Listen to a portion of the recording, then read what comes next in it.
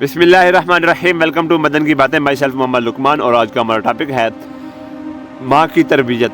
کہا جاتا ہے کہ سلطنت عثمانیہ کے عظیم سلطان محمد فاتح رحمۃ اللہ علیہ تعالیٰ کی والدہ محترمہ سلطان کے بچپن میں ہی قسطنطنیہ یعنی استنبول فتح کرنے کی تربیت کیا کرتی تھی۔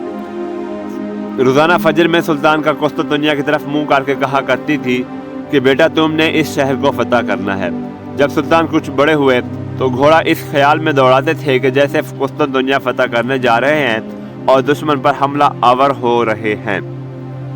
پھر آسمان و زمین نے اس عظیم ماں کی تربیت کا اثر دیکھا کہ صرف 21 سال کی عمر میں سلطان محمد فاتح نے روم کے صلیبیوں کا غرور اپنے گھوڑے کے سموں تلے رونڈ ڈالا اور قسطنطنیہ فتح کر کے حدیث پاک کی عظیم بشارت کے حقدار بن گئے کہ تم ضرور قسطنطنیہ کو فتح کرو گے۔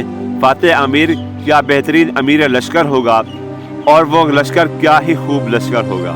یہ کیوں ہوا، کیسے ہوا؟ کیونکہ اس وقت کی مائیں اپنے بچوں کو گھٹی میں ہی جہاد و شہادت کی لوری دیا کرتی تھی۔ بچے بھی جوان ہو کر ماؤں کے دودھ کا اور ان کی لوریوں کا حق ادا کیا کرتے تھے، مگر آج بچہ پیٹ میں ہو تب، ماں تب بھی دین سے دور، پیدا ہو تب فلم و ڈراموں کا ماحول۔ تو ایسی صورت میں بچہ اداکار و فنکار اور سنگر وہ ڈرامے باز تو بن سکتا ہے، مگر مجاہد و غازی نہیں۔ یہی وجہ ہے کہ ایک عرصہ بیت گیا مسلمان کوئی فتح حاصل نہ کر پائے۔ معاشرے کی بنیاد خاتون ہے۔